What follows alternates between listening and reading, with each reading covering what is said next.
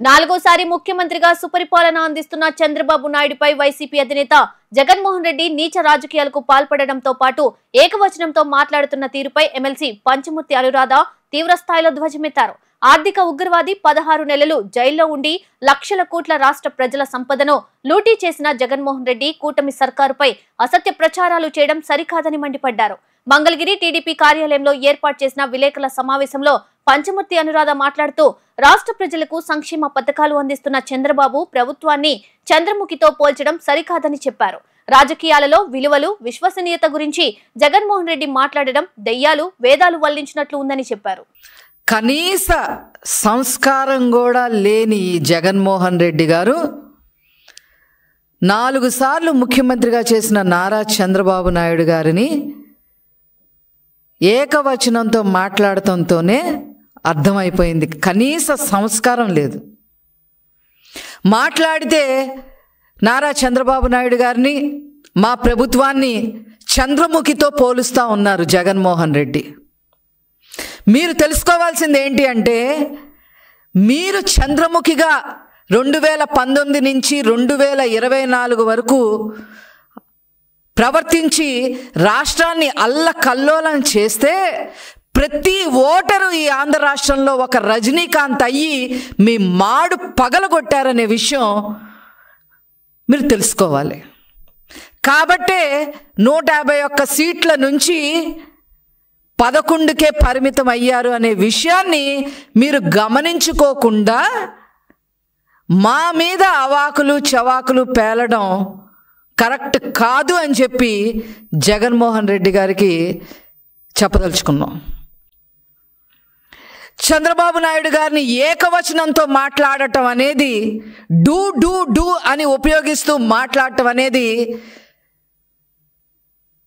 మేము చాలా తీవ్రంగా ఖండిస్తూ ఉన్నాం. ఇకపోతే విలువల గురించి, విశ్వసనీయ గురించి, విధ్వంసాల గురించి, ఆర్థికంగా మేమేదో చెయ్యలేదు అని చెప్పి, మేమేదో తప్పు మాట్లాడామని చెప్పి రకరకాలుగా మాట్లాడుతూ ఉన్నారు. వాటన్నిటికి కూడా సమాధానం చెప్పడం కోసమే ఈరోజు రాష్ట్ర ప్రజల ముందుకి మేము రావడం జరిగింది.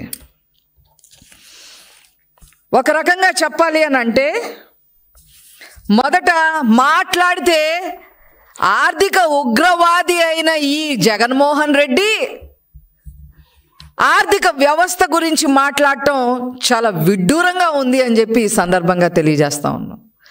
లక్షల కోట్లు లూటీ చేసి 31 క్రిమినల్ కేసులు నెత్తి మీద పెట్టుకొని దేనికి కూడా ప్రజలకి సమాధానం చెప్పే పరిస్థితిలో ఉండి ఇతను విశ్వసనీయత గురించి, విలువల గురించి మాట్లాడటం చాలా ఆక్షేపణీయంగా ఉంది అని చెప్పి ఈ సందర్భంగా నేను తెలియజేస్తా ఉన్నాను.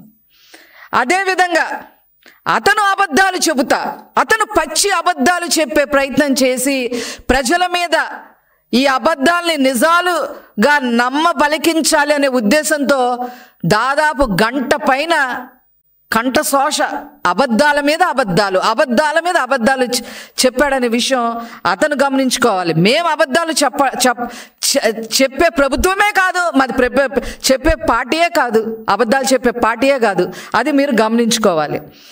మాట్లాడితే మీడియాని దొంగల ముఠా అని చెప్పి ఈటీవీ, TV5, ABN అట్లాగా కొన్ని ఛానల్స్ని పట్టుకొని దొంగల ముఠా అని చెప్పి మాట్లాడుతూ ఉన్నాడు. నీకన్నా దొంగల ముఠా అసలు ఎవరున్నారయ్యా ఈ రాష్ట్రంలో? ఎవరున్నారు? 90% ఆర్థిక నేరస్తుల్ని, డౌరీ కేసుల్లో ఉన్నోళ్ళని, ప్రేమించి పెళ్ళాడతానని చెప్పి